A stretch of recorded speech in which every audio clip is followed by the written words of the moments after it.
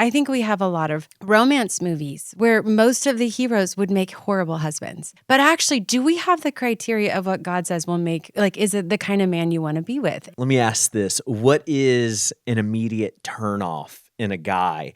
And do they still show up in marriage, or are they not as important anymore? But someone who can't admit when they're wrong is like, oh my gosh, I have to spend a whole life, like a lifetime with someone who can't take ownership for their mistakes. If you don't know who you are and you're not confident on your own skin, like how can I be confident about you? Some guy hit back 15, back 15, back 15, and listened to that all over again to be like, okay, what did she say? I think my face is as red as my sweater. Hey, what's up, guys? Welcome to the Let's Talk About It podcast by Moral Revolution. My name is Daniel Madry, and I'm so excited for the episode that we have planned for today. If you guys have been following along with what we've been doing recently, we had a series of interviews where we asked 3 single ladies questions that were submitted by single men, and then 3 single men questions that were submitted by single guys. And those videos were absolutely wild. But the number one comment we got the entire time was, I want to hear these answers from a married person's perspective. So that's what we're doing today. Joining me in the studio, I have 3 married women who are going to answer more or less the same questions submitted by single men, but with maybe a little marriage bent to it when necessary. So let's go ahead and get some introductions. Let us know who you are and then how long you've been married. Hi, I am MJ Fairley. I've been married for 6 months. 6 months. 6 months. Let's go. Yes. And all of God's people said, Praise Amen. God. we love the newlywed perspective. Lovely. That's fantastic. I am Ellis Madry, and I have been married for just over 4 years. And I'm Charity Osorio, and I will have been married 15 years in September. come on. So we have 6 months, a little over 4 years, and right at 15 years. Yeah, going on 15. Okay, this is good. That we are set up for a good conversation today. So let's go ahead and I want to make this disclaimer before we dive into the content. This is all from a Christian perspective. So there's a baseline understanding that maybe if you're a Christian listening to this episode, that you're looking for a Christian, so we don't have to tie in the Christianese answers, but these are Christian women answering questions submitted by single Christian men. So I'm really excited to see where this goes. Let's do some rapid fire questions just to get to know everyone. I think I know some of the answers, but I'm just going to fire them off. First off, how many kids do you have? 0. 0 kids at 6 months. We would hope so. Yes. I love it. We have one on the way. On the way.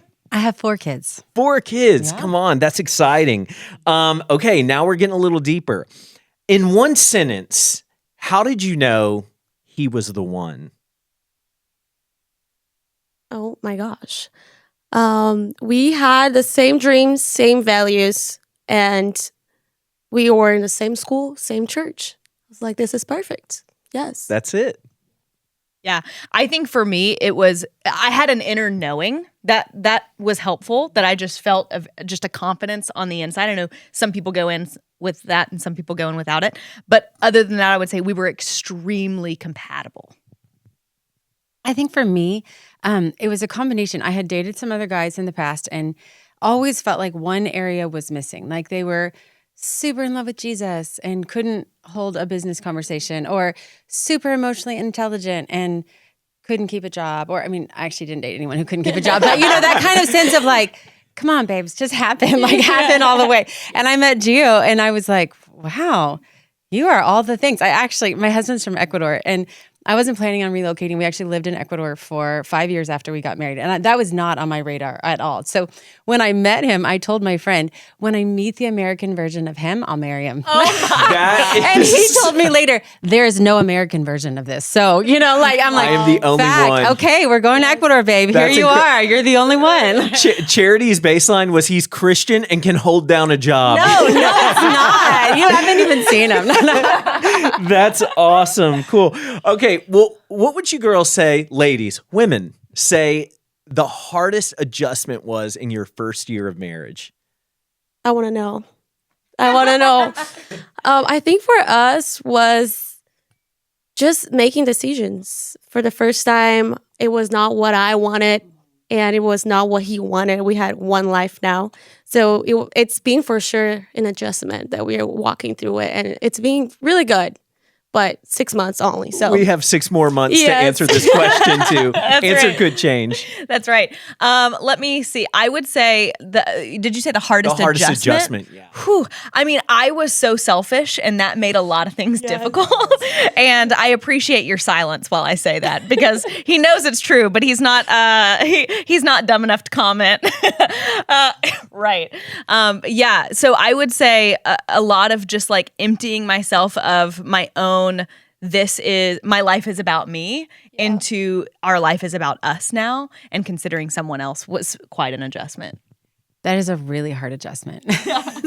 I think for us, we were both probably drawn to each other because we were both natural leaders. And so I really respected his strength. I was like, this guy is strong. He's not waiting for me to happen. He was amazing. And vice versa. Like, he really admired my strength. And then we got married and couldn't figure out who was in charge. So that was rough. I think we were both like, this is awesome. You're so strong. It will be wonderful that you'll do what I want after we're married. So it took us a minute. It took us a minute to be like, two powerful people facing each other. Here we go, That is incredible. I love that answer. Who apologizes more often? not me. My husband, for sure. Yep.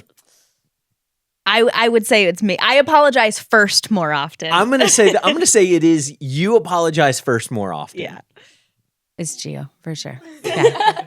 I do apologize. I do. Yes. Me too. But in the heat of the moment, that's not my first strength. Like, it's usually once he's apologized that I'm able to find it. I like to tell Ellis that I apologize later because I really thought through everything I had Yes. done. And so it takes a long time to decide maybe I shouldn't have done that. I actually think Daniel gets annoyed sometimes that I apologize so quickly, because he's like, how could you possibly mean it if you said it this fast? Yes.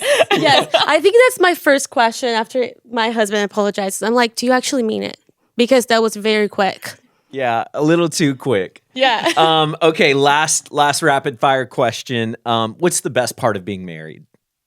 Oh my gosh. Never saying goodbye, doing life together.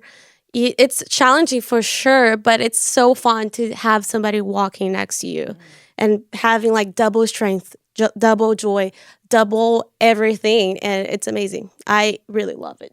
Yeah, I totally agree. I think, scripture says 1 puts 1,000 to flight and 2 puts 10,000 to flight.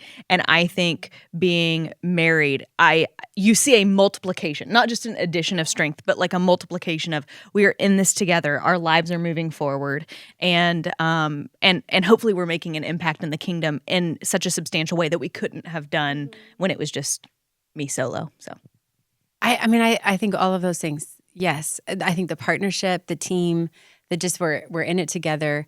I also think you really miss out it would be easier to be single, and yet you would have half the joy. It's just, it is so much harder to decide that you're going to actually do the work to merge your life with someone else in a meaningful way.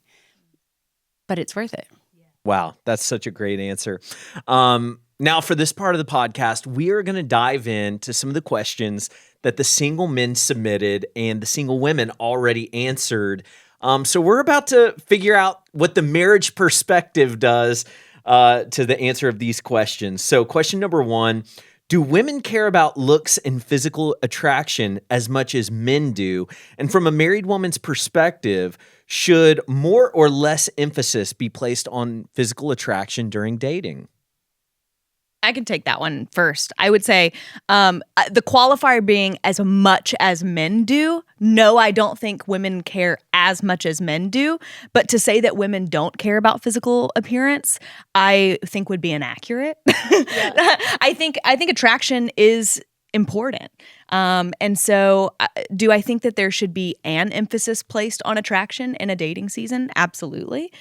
But I think there are more important things to consider. Yeah, I heard it described once that it's really about the order. It's not the absence of. And so you have spiritual attraction, intellectual attraction, emotional attraction. And so maybe we might start with It's like you're going to need to feel emotionally safe with someone. I mean, I can't really imagine feeling you could acknowledge they're handsome, but actually attracted to someone you felt unsafe with. Yeah. That would just be like, I'm sorry, you might be Yeah. gorgeous and it does nothing for me. Like nothing, you know? So, I mean, so men might be first on the physical attraction and then the other things line up. Whereas women, the other things are going to be in there, but it's not the absence of. Yeah, that's so good. Yeah, I think it's very important because you're gonna roll over and you're gonna see this face every day. He better be handsome. You know, you better think Aiden he's handsome. All right. Yeah. Okay, I see you. Yes, go, babe. But I feel like there's a connection too. And for me, like as I got to know my husband more, he became more and more attractive. So it's like I love what you said because it's not only like the physical, but it's for sure a whole thing connected. Yeah, that's so good. Let me ask this. What is an immediate turnoff in a guy? And did any of those, do they still show up in marriage or are they not as important anymore? This statistic honestly blows my mind a little. 89.5% of the people who watch or listen to this podcast regularly aren't yet subscribers to the show. So before we dive in, could I ask you one thing? If this podcast has ever helped you, if you care about honest, unfiltered conversations around God's design for sex, dating, and relationships, would you hit subscribe? It's free and it helps us more than you know. And our promise to you is this: we'll do everything in our power to make this show the best it can be. We'll take your feedback, we'll keep answering your toughest questions, and there's no conversation around God's design for sex and relationships that we'll shy away from. Thank you. I mean, I think to me, the things that are an immediate turnoff for guys are immaturity, self-absorption, the sense that they don't know what they carry into a room and that they're more about consuming in the room than giving in the room. Those things are instant, like, no, like just there. It doesn't command respect. And I think it's interesting that the Bible tells us to, like to respect your husband. That's actually a thing. But the things that like solicit respect are things that actually show covering and support and the ability to be a man who's outside himself and actually living in what's happening in this room. How can I bring strength to it? So good. That is such a good point. I wasn't even thinking about that before you said that, but I remember in my single years thinking I have to end up with someone who understands or who I don't have to worry about in a room. Yeah. Like I don't want to be across a room and seeing him interact with someone else and going, I hope he's not saying something that's embarrassing him or me. That's just a very real, practical thing. But understanding how you show up is huge. Yeah. I would say the other thing that was a huge turnoff for me was a lack of teachability and or pride. It's largely the same thing. But someone who can't admit when they're wrong is like, oh my gosh, I have to spend a whole life, like a lifetime with someone who can't take ownership for their mistakes. That is gonna feel like torture. Yeah. I think for me, it's the lack of confidence. If you don't know who you are and you're not confident on your own skin, like how can I be confident about you? And I feel like I've seen many guys in my life and I'll be like, you didn't figure out who you are and your value yet. Like this, a turn off right away. Yeah, that's good. What really makes a woman feel safe in a Christian relationship? I would say communication. Like making sure you communicate from the very beginning where you are, what are you looking for. I remember Aiden, he had, like, we both knew we liked each other and we were like, how do we do from now? Because we know we're not just friends. And he had a conversation with me and he was like, okay, just so you know, if we want to pursue a relationship, I would like to talk to your dad before. And that gave me such a, like, oh, you know what you're doing. Like, you know where you're standing, like, I'm not leading this, you are. And I love that. And that made me feel confident because I knew I didn't have to assume what he's thinking. He would communicate to me. Yeah, that's so good. I think what makes me personally feel safer, and I can imagine that a lot of women would feel this way, is someone who I'm confident has self-control, because it's like, okay, if I know that he can control his thoughts, his words, if I know that I'm not going to like walk out of a room and worry about what is he doing or what is he up to, but I can have confidence in the fact that like, oh, he has self-restraint, that gives me a lot of confidence. Yeah, I think I would answer it. I totally agree with those answers, and also would say somebody who really has an accountability to the Lord. My husband and I are from different cultures. We had a very hard time our first 5 years of marriage. We moved overseas 6 weeks after we got married. My dad passed away 9 months later. I mean, we went through like a very not ideal start to our marriage. Everyone was faithful. Everyone told the truth. It was just hard. It was just a hard, like, oh, this is harder than we knew it was going to be. But there was I knew that Gio would seek the Lord and he would respond. And so even on the topics that it was like we were trying to merge what made sense to both of us, what our normals were. And there was this, I just always had this confidence. He'll seek the Lord and he'll respond to what the Lord tells him. So it's not just about me trying to convince him, although I did my fair share of, I'm very convincing, I'm just, so I couldn't help it. But also to have this greater sense of, we were both more accountable to God than we were to each other. That's so good. Which creates whatever topic you're going through. Yeah. That, we're going to make it. We're going to make it because neither one of us are like, I don't know. You tell me what God said to you. It's just, it's not happening, I also think it's super refreshing for someone watching this to hear the first 5 years were hard. Mm. It was hard because we're learning a brand new way of life. And it's like someone who's been maybe in a dating relationship when, you have those entry level hard, that hardship. There's a time to opt out of a relationship, but also there's a time to fight for a relationship. And I think it's good to see that there are beautiful relationships that have a lot of things that they need to work through in terms of how does our life work together? Yeah, that's good. Let me ask this. How does healthy pursuit look like in a relationship? Okay, I'm getting the looks. Okay, Charity. So thank you. Yes, I'm glad you asked. I think that it's interesting because we're in the season where we have 4 small kids. So it's not the same. My husband was he's always been a good pursuer, which is something I loved. He was very clear about his intentions. There was no mistaking what he was doing. There wasn't a friend zone for 2 years. And that was part of what I was just tired of it. I was tired of guys who would hang around and not say much. It was just, you're like, just speak your mind.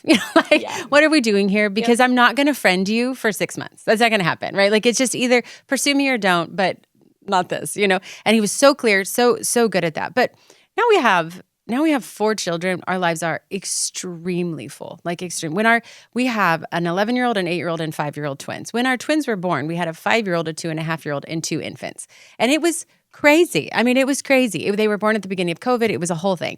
So we have been in a very intense season since you start having children. We never had good sleeping children. So we're underslept. You know what I mean? Pursuit now doesn't look like massive gestures. It looks like the intentionality to go to bed connected.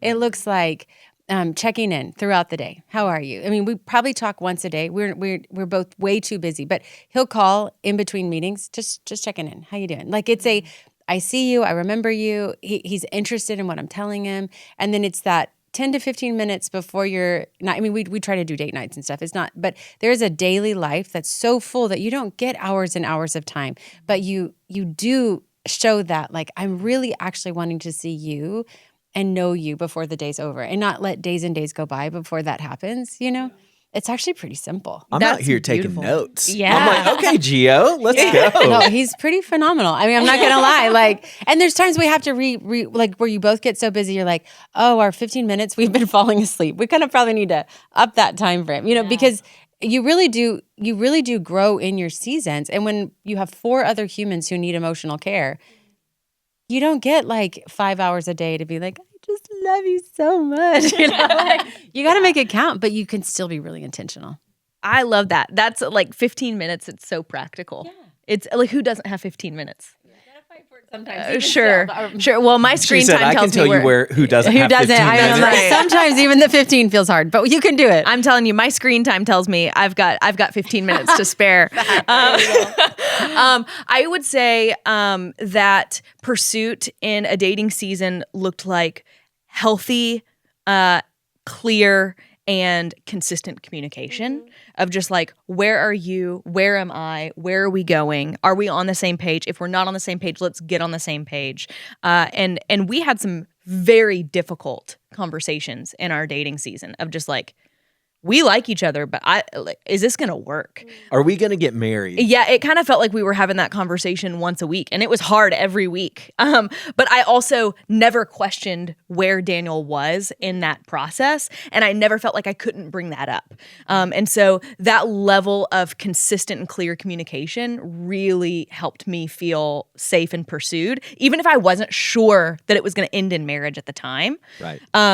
I would say since marriage, one of the things that I think carries the heaviest load pursuit-wise, we really try and share the mental load of our life. And obviously there are times where that gets out of balance, where it's like Daniel's carrying, he's carrying stuff at work, he's carrying stuff at home. It's all of these things. But understanding that we're both responsible for all these parts of our lives and we're trying to share that load has been I think has been awesome because it's like once one person starts feeling really lonely, that's where that lack of pursuit I think really settles in. And so I think we do our best to share it, but There's a weird thing where it says pursuit feels like we're in this together. yeah. Yes. Not I'm alone. Yeah, That's definitely. good. Yeah, it's beautiful because you can totally feel the shift so recently, 6 months ago. So I think in our marriage, it's being like whenever we come together and what you said, it's beautiful because I feel like we're experiencing this now and just we're still figuring out like how do we pursue in marriage. But when Aiden gets home, I'm a stay-at-home wife. He works all day and he gets home and he would do the dishes without me having to ask. And I'm a big act of service and gifts, love language. Or when he gets just a little drink, my favorite drink, and gets home, love. It's the small things that you feel seen and loved, and especially when you don't have to ask for it. That it's like the pursuit is in there. Like you know me, you know my needs, you know where I am at, and we are together on this. That's awesome. Yeah. Let's step back into our dating season. For you, it won't be very long. Right. I remember. You're talking about last year? Yeah. Where's the line between intentional and too intense too soon?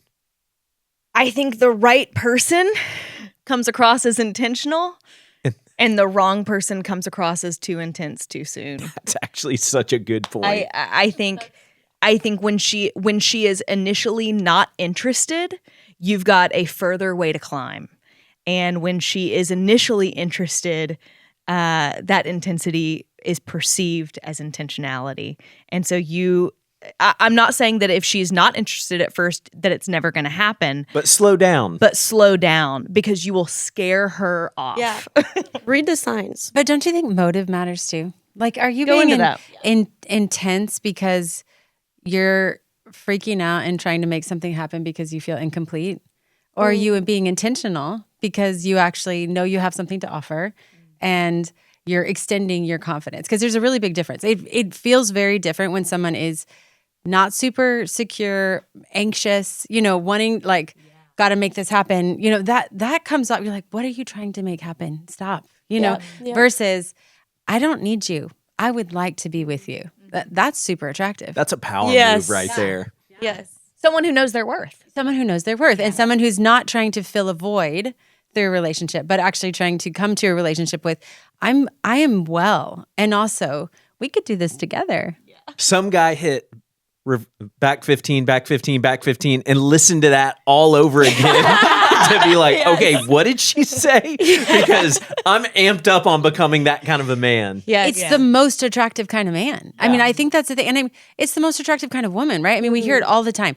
If whatever you don't have worked out in your singleness, you're bringing to your marriage. Marriage does not complete you. Marriage it is a like a co-laboring. It's a partnership. It's a combining of force and effort, and it's beautiful. It's God ordained. It should not complete you. It will never complete you. It doesn't complete you. You're sitting next to this person who is also flawed, and you're gonna have to go find completion in God, or it's not gonna work, right? Like it's just No, I just remember in our relationship at some point, I was like, Aiden, just so you know, I don't need you.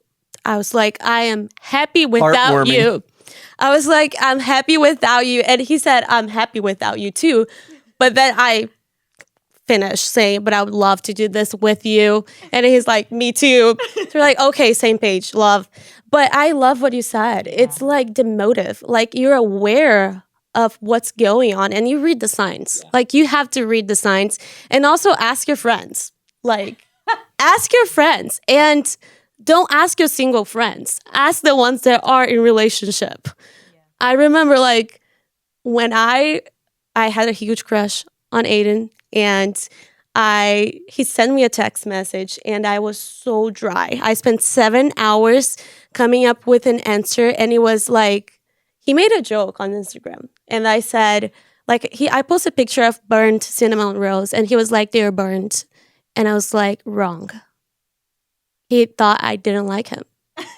And then later on Too intense. I told him and he was like, who did you ask? Like, help to answer that. And I was like, all of my single friends. And they're like, okay, don't do that again. There it is. Lesson You learned. guys. Yes. That's awesome. That is so funny. I think, one of the hot takes from the single girls that they pointed out was, she said, I think any guy could get any girl if he has confidence. And I think there is a delineation between confidence and arrogance. You know what I mean? It's like, but I think, Charity, what you're saying is a sense of inner knowing. I know what I bring to the table. Yes. And because I know what I bring to the table and I'm secure in that, I can pursue you from a place of being secure. yeah. And that is, I think, for women, one of the most attractive things to a man is that sense of security. Well, I just remember telling someone about Gio. I was like, he doesn't need me he's going to go happen in life if I join him or not. Like he's on his way. He's an amazing human and nothing about him it's not potential. This isn't something that could be if I did. I'm super encouraging, very good at helping people get to their next step. It's actually like my superpower. I'm like, what do you need? Let's go. Come on, And he didn't need my superpower. He had it. And that was this like, wow, it convinced me to move continents. And I had very cool people pursue me and they never convinced me to say yes. It's a really different. And they were in the same town. Yeah. They weren't requiring me to move to another country and learn a new language. I mean, that was humiliating. We did it, but hey, So fair. That's so cool. What's one thing that you wish men understood about women? I think it is such BS that women are so complicated. I really do. I think it's such BS. This whole idea of like, it's just so complicated. And you're like, no, it's actually not. It is so simple. You can be a winner so easily. Like it takes consideration. It takes intentionality. It takes responding and listening to what you're hearing. Yes, women are emotional. Sometimes they'll change their mind. If you're a safe place, you will be their absolute hero. Like this idea that it's so hard, it's not so hard. It's doing things like doing the dishes without anyone asking you to. It's remembering favorite things. When you have kids, it's actually sharing. I think the mental load is one thing before kids, and then it's like 75 million times heavier after you have children because now you have all these little lives. And that partnership of like we're actually in this together. No one's going to carry everything. It's not actually super complex. I'm not saying it doesn't require a lot, but it's not a secret. Like no one can ever figure this out. You're like, no. Like 5 or 6 things you can be an absolute winner. Mic drop. That was so good. I know. Go ahead. You stole my answer. She stole my answer. What do I do now? No, love that. And I'm thinking, after listening to you, I'm feeling like sometimes I think girls do funny things that get labeled as complex or complicated, rather. I can remember a time when Ellis and I were cuddling, and she twitched and woke us both up. And then she's immediately This like, happened today. she was like, I'm sorry. And I was like, it's fine. She's like, you're mad at me. And I'm like, no, I'm not. She's like, I woke you up. And I was like, that's okay.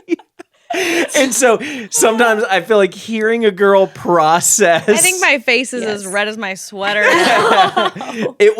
It was awesome though, because a guy could look at that and be like, you're complicated. I Yes, didn't you're say crazy. any of those Yeah. things. When really, but even I think my response to it was so disarming. And that's low stakes. Yeah. But I feel like even my response to it was very disarming of everything's fine. Yeah. We're good. And sometimes I think maybe women just need to hear as they're processing and it could sound chaotic. Everything's fine. We're good. I mean, honestly, one of the growth points in our marriage, because like I said, our first 5 years were pretty hard, but we were super in it. Both of us were in it. Both of us were in it before God and with each other. Like we're not, and I honestly think other people would have divorced. Not because, again, no one was unfaithful. No one was lying to each other. There were no addictions. It was just hard. And I think if you didn't have this, like we actually believe God can do something to merge these two lives, I don't think we would have made it, But one of the things that Gio does now that is, it's honestly one of my favorite things that he does is when we have conflict, I get emotional. I'm super fiery. I'm an Irish Mexican. You can't tell by my skin, but actually it's true.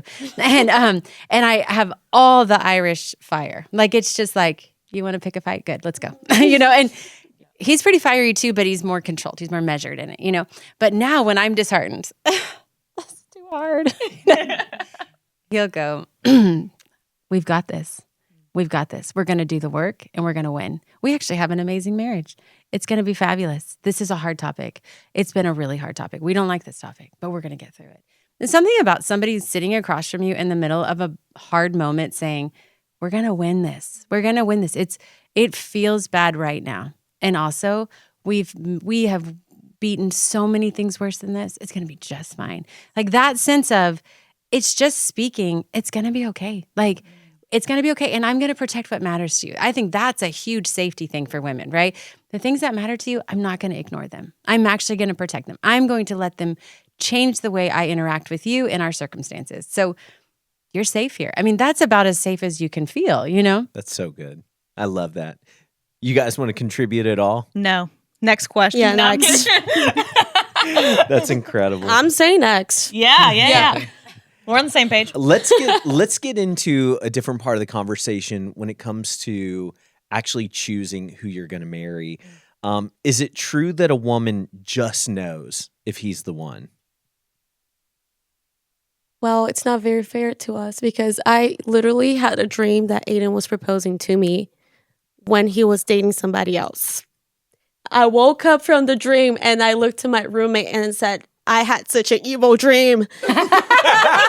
Aiden Fairley was proposing to me. He has a girl. So later on, we started dating and I didn't remember the dream at all. And 5 months into dating, I remember I was like, oh, he's the one. But I always had this thought of like, I never dated before my husband. And I always had the thought, what if I find someone better? I don't want to get in a relationship because what if I find somebody better for me? And when I started dating, getting to know Aiden, I didn't have that thought. I was like, even if there's someone better, I would still choose him because the combination of all the things that he carries are actually what I want for my future.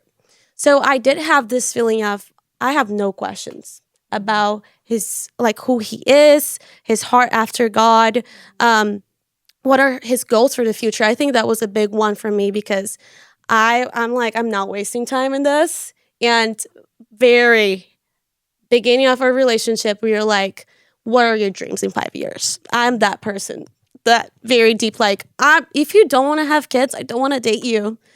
Like I'm not wasting, I'm not being in this relationship for 6 months and then finding out that we have completely different plans and I'm not willing to sacrifice those plans.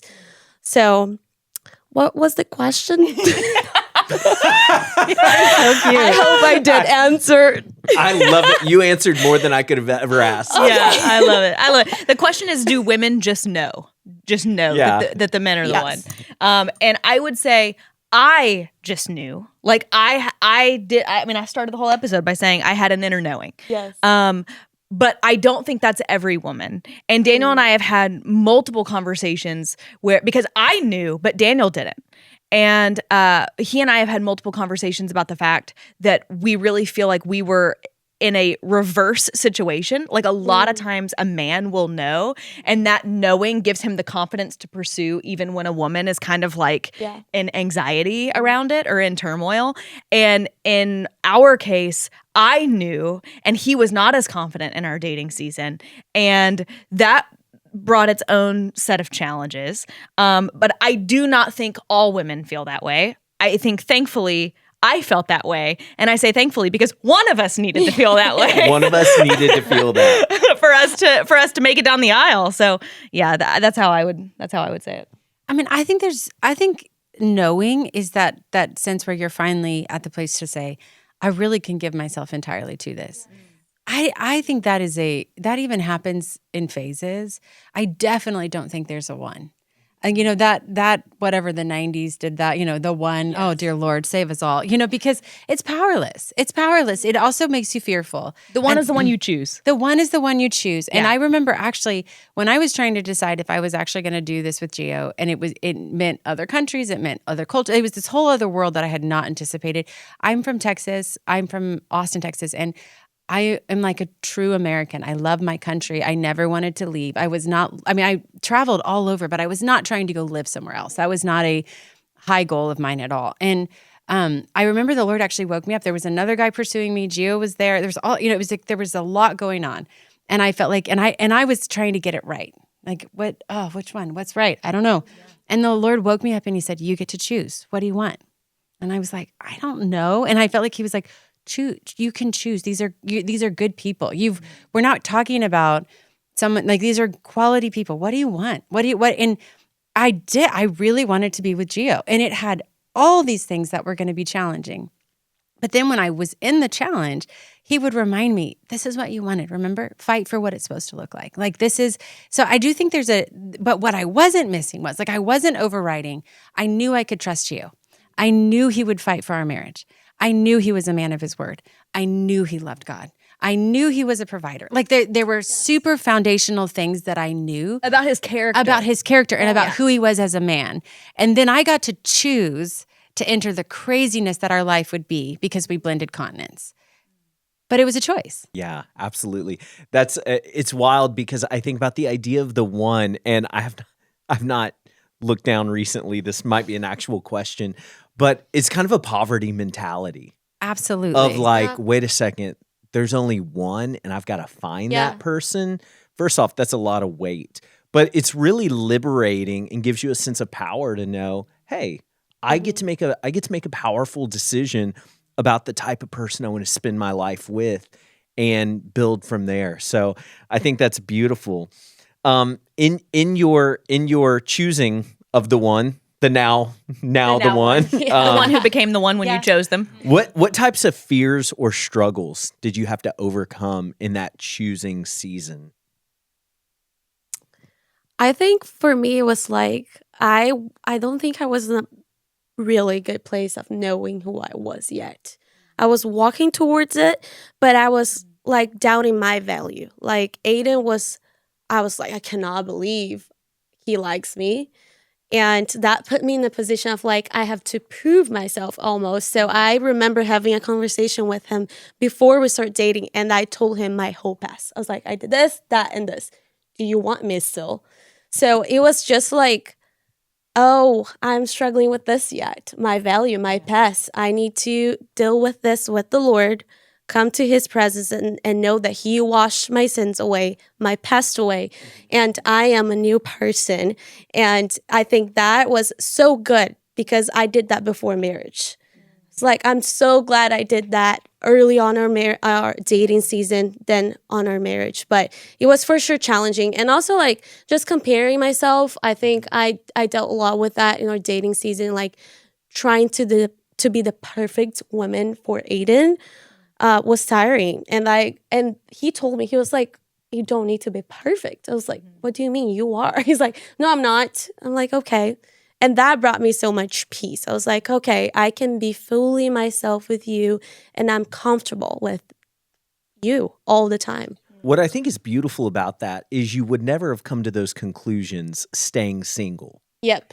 And a lot of Yeah. us want to work out all of our issues and Yes. struggles and fears before actually submitting ourselves to a relationship, when in reality, so much of the refining happens in the midst of it. Yes. We were the most functional people you knew. Like it was just, it was stunning. And then you get it, and then you're like, oh, like I didn't even know I had an anger issue till I married. And I was like, no one has ever made me this angry. I did not even know. Like my sisters, no, they don't make me this angry. No, I've never Just been angry you. at them.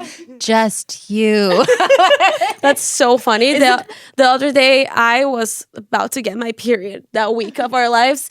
And I was like, Aiden, there is anger inside of me. And he looked at me and he said, you need to pray about it. I was like, thank you. That is so real. Oh my goodness. I think for us, because our dating season was so complicated, because we were just riddled with, are we doing this? Are we not doing this? Are we doing this? Are we not? Really, it was me. She Yeah. was like, I'm ready to do this. And I was just very afraid of commitment. He was so afraid of commitment. And so it put me in a position, especially the one who had confidence in the relationship, to maintain a level of confidence despite his lack of confidence, which felt destabilizing to say the least. But then also feeling like, well, this isn't perfect. I can't let anyone know that this doesn't feel perfect. Like feeling a need almost to, I think, protect our relationship, protect him. Like I didn't want to bring other people into how scared Daniel was, or like let people know how scared Daniel was, because I had such a confidence in him, but then I didn't want to like open up to certain people in my life and have them be like, well, if he doesn't know, then Run. you should run, because I knew that wasn't what we were dealing with. Like and I had a level of understanding of like, we're dealing with something deeper and we're going to get there. But it was very isolating, because I felt like you really want people to know about your relationship when things are going well.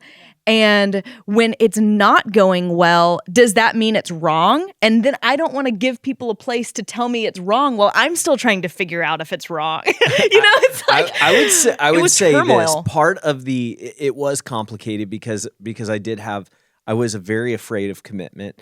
I think one of the things that I tried to do to stabilize that, because I understood this can be very difficult for her. And I think one of the things I did is I always communicated where I was at, how I was feeling. He was very honest. And I gave her agency. If you don't feel like this is a risk that you can take, I understand. But I'm meeting with my counselor. I'm meeting with my mentors. I'm talking with my parents. And I just let her know I'm doing all of these things that I can do to make sure that I can move beyond this. And if that's not a risk you're willing to take, I completely respect that.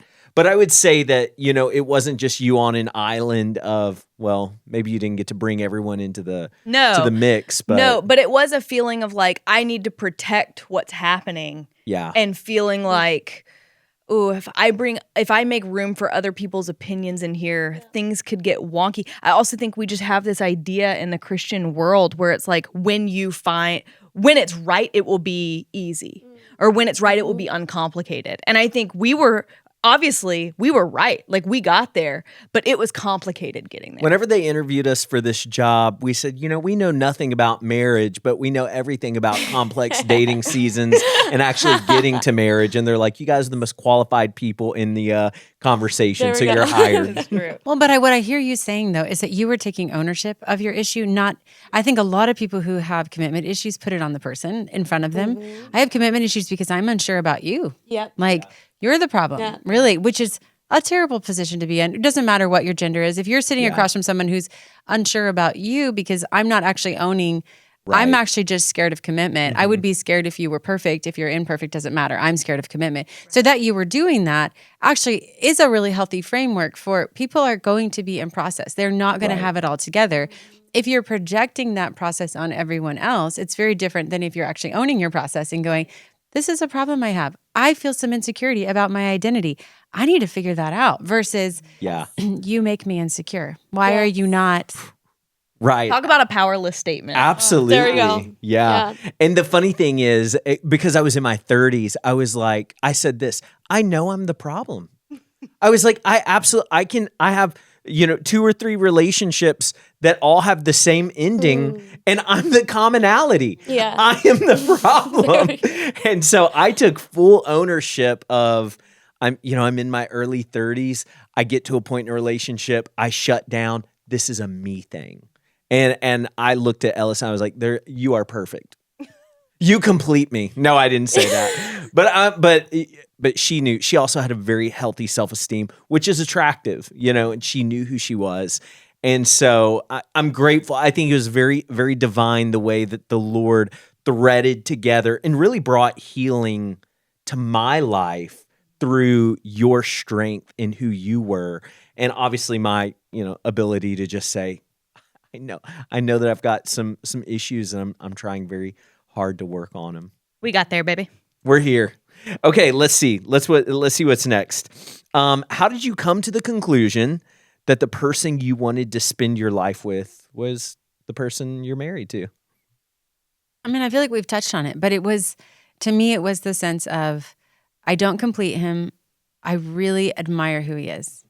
And I trust so much about him. Like there was just so many things that I'm like, yeah, this combination, like, Right. I mean, I was attracted to him, but I respected him. It was both. It was both and. So he's super handsome. I mean, he's really attractive, but also he was super kind and he was super honest and he knew where he was going and he trusted the Lord. Like it was that, it's not one thing. It's not this, it wasn't like a sweep you off your feet. It was wow, I really trust the integrity of who you are as a man. I trust your values. I trust the way you handle things you are working on, I think for me, it was like I got to see Aiden as a son, as a friend, as a worker. And every time I loved what I saw. I was like, oh, you're not just a great boyfriend, you're a great person. And you serve the Lord with your whole heart. He's so humble. And I feel like this combination, and then also like I'm such a dreamer and I always had like 5-year plans ahead of me every step of the way. And I remember like talking to him and then looking what he was working on and like where he wanted to be. And I was like, oh, I can see myself walking with you and doing this thing together. So I think that brought me so much confidence, and he is just so confident, and that's what we said. It was such a turn off. If a guy's not confident, it's like I'm out of here. That's great. Yeah, Incredible. Everyone's going to be like, Aiden, where do I find an Aiden? I need an Aiden in he my would life. do a mentorship. Just kidding. Well, guys, what's one of the things that you wish someone would have told you about marriage before you got married? Like had I known this, that would have been nice. Good intel. When I think about what were our struggle issues and the things that were hard topics, none of it was surprising. Like there was nothing new. But I'm sure there are cases where somebody's like, I had no idea. Nothing was new. Like it was just that topic actually where you're trying to figure it out versus you're dating, right? I think that most of the things that people are shocked about once they're married, you probably just weren't paying attention.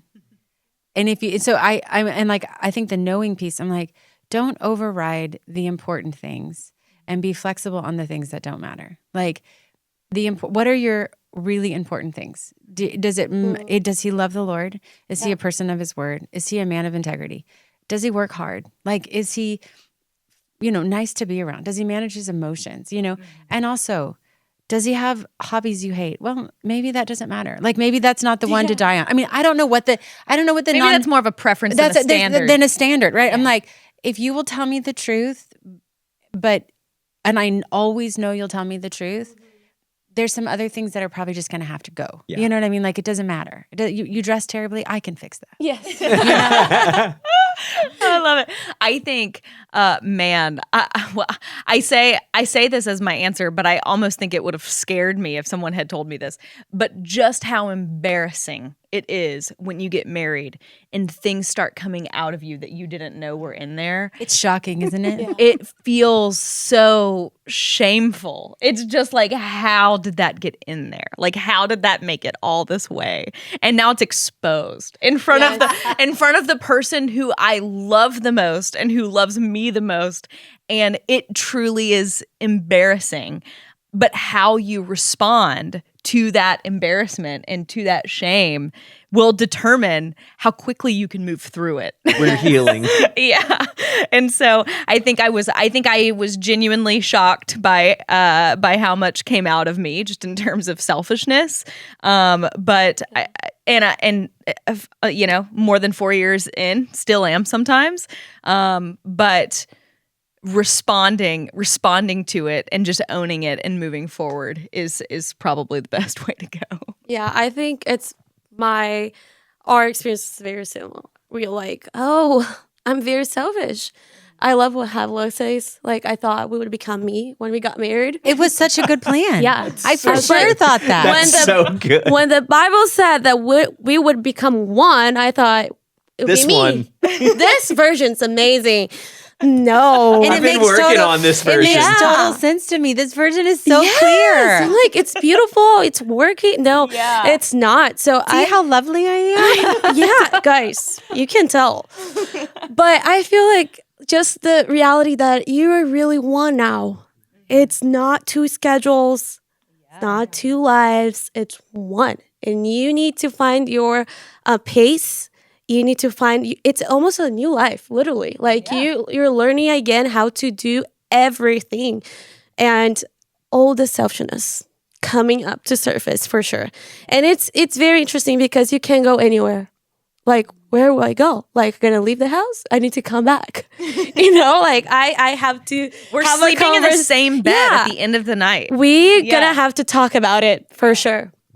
I do think like one thing I feel like we have going on is that we are not super discipled by the Bible on what is valuable.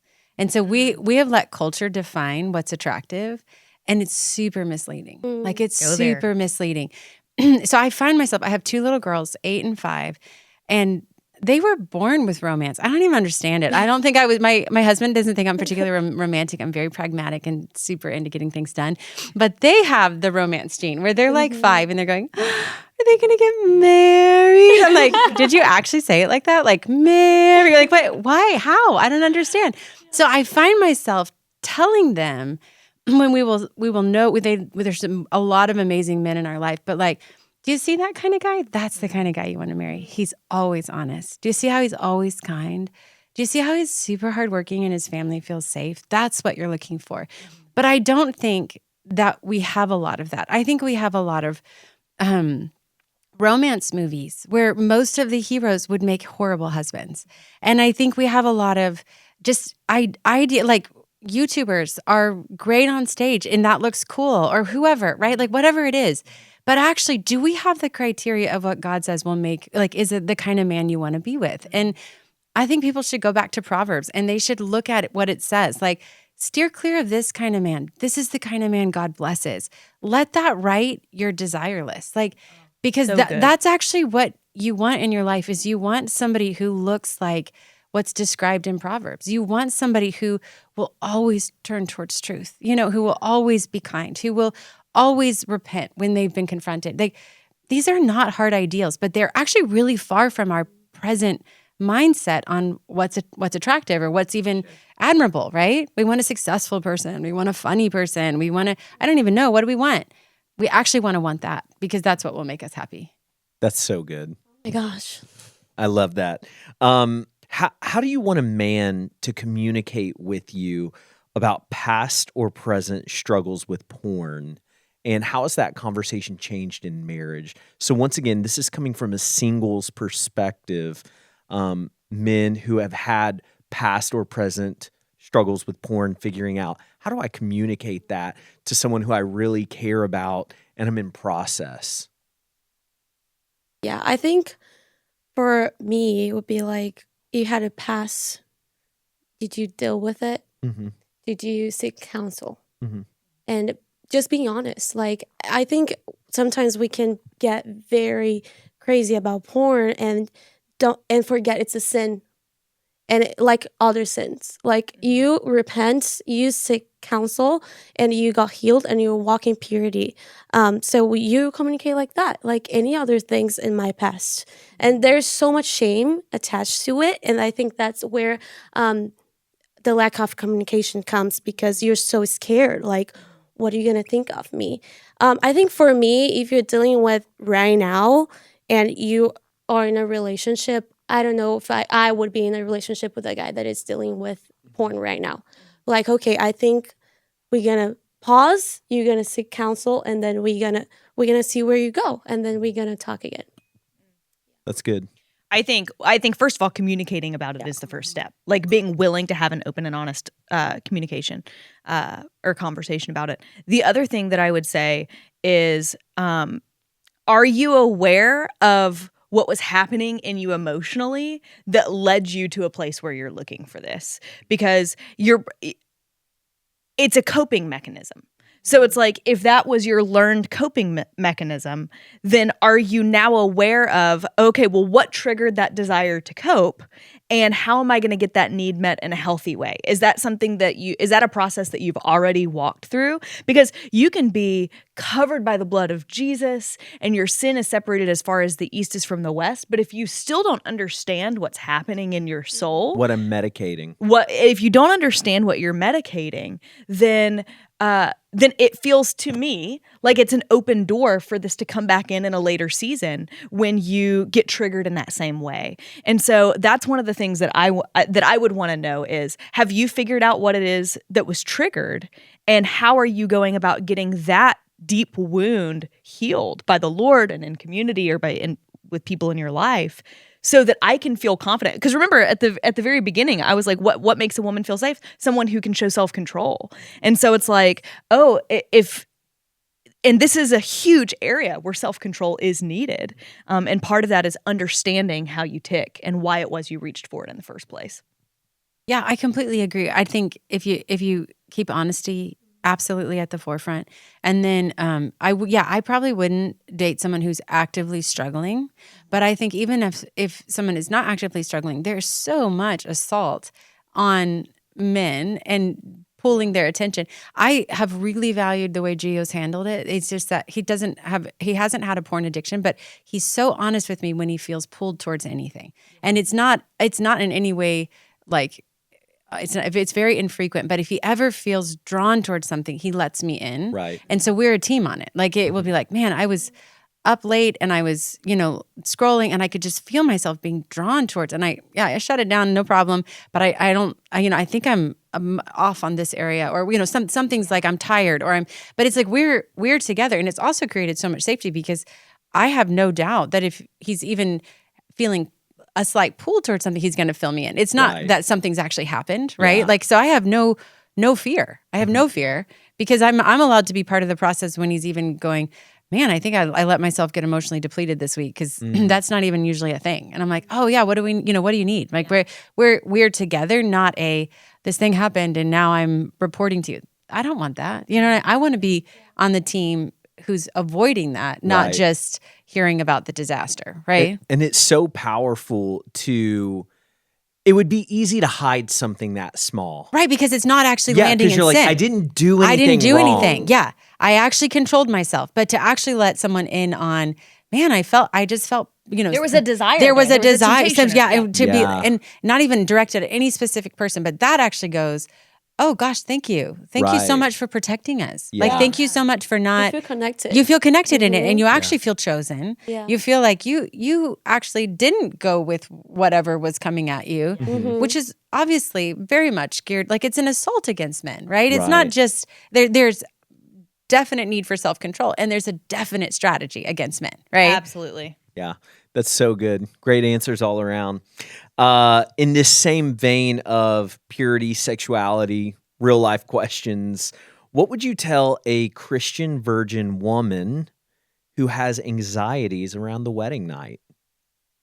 I think if you're marrying someone you trust and you actually feel safe with, have the anxiety. That's fine. I mean, I prefer not for you, but like you're gonna be with someone you can have a conversation with about it, and you can be, let's go slow, let's not rush, let's make this safe. If you don't feel safe having that conversation with them, think again. Yeah. Who am I marrying? Yeah, who are you marrying? And If why am I marrying this Why am I person? marrying this person? If that, because that's actually going to be. It is. I was a virgin when I got married. I was super happy that was the case. You know, Gio was also a virgin, and the conversations around it felt so safe. I had, and I mean, I was a super virgin. I mean, like it was not, you know. We were going to ask that question Yeah, next. like virgin, super Would you virgin. classify yourself as a super? Well, it was because it had just. I was such a part of the purity culture. I was a product of purity She culture, had right? kissed dating goodbye. Yeah. I had kissed a dating. Oh, you don't even want to know, right? And then kind of went like, oh, that was crazy too. So we came all the way through, but it was not an unsafe topic. It was a topic where he's like, we'll figure it out together. Yeah. Like we're gonna figure this out together, obviously. Like, and I think if that doesn't feel safe, if that first conversation doesn't feel safe, I have some questions for you. I think that's totally normal to have some anxiety. And also it's like sometimes we get messed up anxiety and expectation. Like I'm excited for that. And I think for us, we had some pre-marriage counseling and it was so good because they were like, make a plan. Like what do you expect for your wedding night? Like, do you want to look at the gifts first? Do you want to get ready for your night? And it was so great because he brought down all the anxiety that I had. Aiden didn't have any. He is purely excited. He's invincible. Yes. And all the anxiety that I had, I was like, oh, we have a plan. Yeah. You know, we're going to go to A to B. And that was so peaceful for us. It was like perfect. Not that, oh, never mind. Perfect to have a plan. Yeah. and we worked out the rest. Yes. Yeah. I love it. Yeah. No, I totally agree. Kind of in that same vein, what advice would you give single women preparing for marriage sexually and spiritually? I would say, well, sexually and spiritually, it's interesting. I have found that the sexual relationship is such an intimate part of your life and your marriage. And how could you expect to be able to communicate, kind of like what you were saying, Charity, about that part of your life if you can't even communicate your basic needs and emotions in your relationship? That's Yeah. good. And so it's like, I would say, you need to learn how to say, this is what I'm feeling and this is what I need on a basic level, emotionally. If you ever expect to be able to say, this is what I need in the bedroom. And now our clothes are off. Yeah. This is how I feel, and this is what I need. Right. And so, yeah, I would say if you're trying to prepare yourself for a great sex life, which I think should be the goal in marriage. Absolutely. It really does start with, how well can I communicate what's happening inside of me? And doing it without blame and accusation. I think that we can have really loaded I statements. You know, like it's if you have blame and accusation in your heart, it will come out no matter what statement you use. It doesn't, I feel betrayed. You're like, oh, Nailed it. Yeah, you're like, and you on the other side of me are the source of betrayal. Yeah. I have said these things. Like, this is from years of feedback. Gia says I have an inner attorney. It's true. I do have an inner attorney. And I don't like injustice, especially against me. So I've had to learn that like, it's actually not, he's not trying to hurt me, right? Like if he misses it, it's because he missed it. And so I've got to get super tender and vulnerable and not partner with accusation to be able to share what I need. But if you partner with accusation, you won't be heard. It just doesn't usually, like, the best man doesn't want to sit there and get accused and blamed. I think on the side of purity, having people in your life, girls, ladies, married women, that was such a key for my season when I was getting ready for marriage. I had people walking with me and keeping me accountable and also giving me wisdom, like people that were already dating for a longer time and people that were married, girls that were married. And I was like, okay, that's great insight, and took all the anxiety out of my life. I For really sure. second that. I think if we have our sex lives in a vacuum, obviously with our one person, but if it's just the two of us trying to figure it out and you don't have input from people who are ahead of you, Yeah. like we came back from a month-long honeymoon and had 2 weeks before we were packing a container and moving overseas.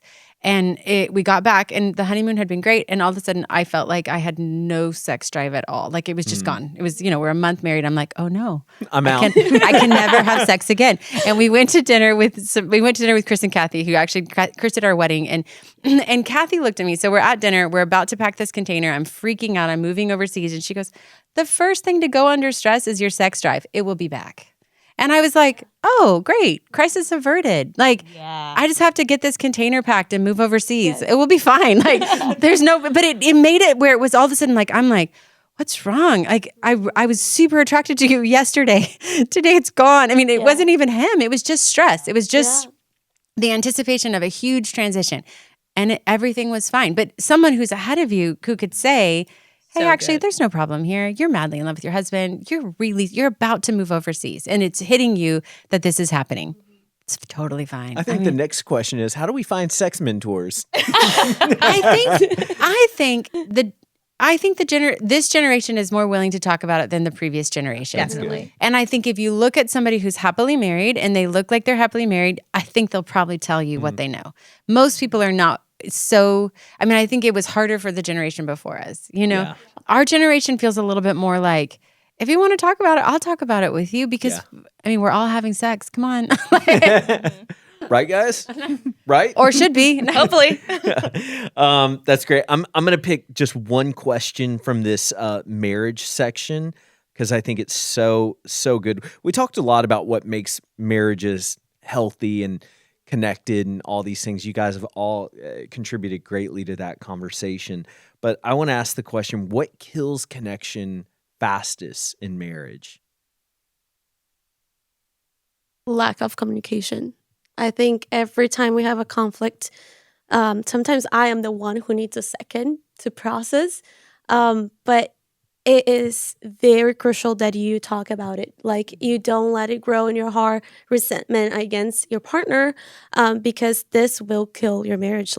And we've seen a very small, not even compared to people who were married for 15 years, but it's just we saw we had a conflict we didn't talk about, and then it took us longer to forgive.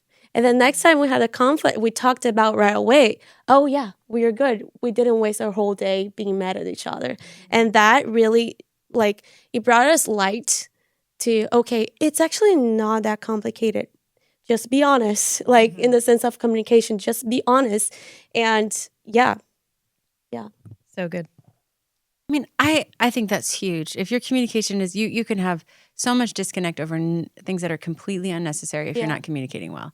I also think if you are unwilling to honor what you don't understand, you will really miss your person's heart, because we have really different sets of needs. And if a need only matters if I understand it, you're going to miss your person. Wow, that's so good. I would also just say an assumption of malintent. Yes. I really have to choose to believe that Daniel is looking out for my best in every scenario. And if he misses it, he misses it, and we can talk about it, like you said. But if I start to assume, oh, he did that purposefully to ruin my day. Woke you up from a nap. Me walking around the house like Yeah. That was rude. Why'd you do that? Yeah. Don't walk I next was time. cleaning. Like he's not trying to undermine me. He's not trying to cut me off. He's not trying to, any of those things. He is genuinely out here doing his best. And so when I can just keep that assumption of the best, I think that helps keep connection at the forefront. That's really good, babe. I love that.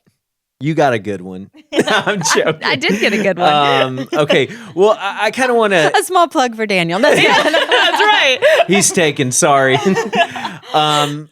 In summation, I'd like to ask this last question. Is there anything that, knowing what you know now, is there anything that you would go back and tell your single self as a source of encouragement or even advice as you're navigating your single life into dating and eventually engagement and marriage? I would say just live sold out for the Lord. That's good. Live Yes. sold out. Be open to who comes and goes, but make Jesus your sole focus. Yeah. And it's gonna work out. That sounds like the Jesus Church answer, and it is the Jesus Church answer. Mm-hmm. But I look back on my time single and I have no regrets because I'm like, every opportunity that the Lord brought up, I feel like I walked through the door, and then when the right person came along, it happened. And I couldn't have forced it to happen at any other time. I tried. We had a situationship or Yeah, two. we tried. I tried to force it through, and it just would not happen. And I just had to trust. Okay, God, you've got this, and I trust you with my future. And I really do. I think that worked out for the best. I think for me, I remember I was like, God, my biggest dream is to get married. Please, please, please. And I thought it was the longest time. I'm 22. I thought it was the longest time ever that I was waiting. And I remember having an honest conversation with God and just understanding I don't need to be married to be complete. I'm happy now. I'm complete with the Lord now. And no kidding, I had this conversation on December 25th. I met Aiden on December 31st.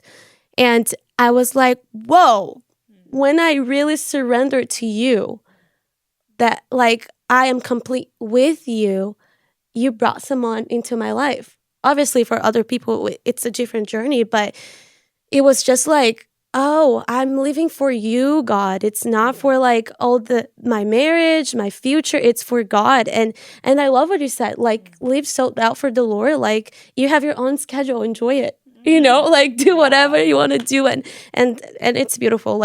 I really love when I was single, I had a great time. And just also enjoy your friends and hang out a lot. I love that. It was the best. I just think that we have these ideas around marriage that are so romantic. It's beautiful. It should be romantic, but we don't give it the weight it needs to have on what it's going to cost us. And we go into all kinds of if you want to become a doctor, you're going to die in residency, right?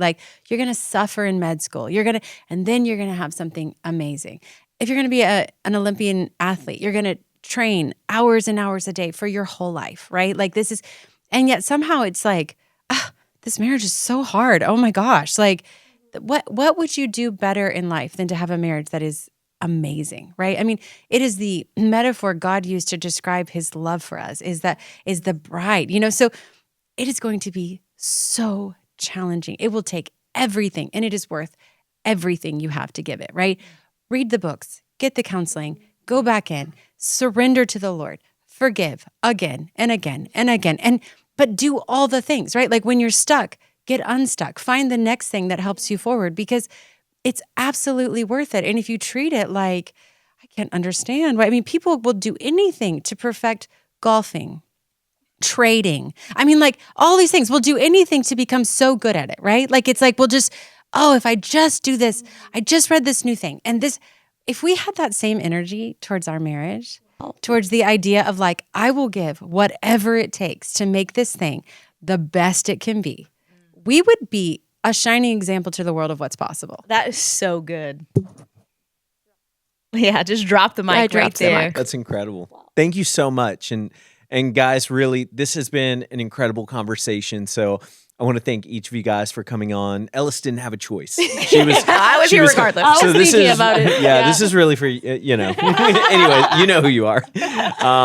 Thank you so much. You guys had such insightful, brilliant answers that I think our community is going to be just so grateful for. So, guys, thanks for joining us today on this conversation we had.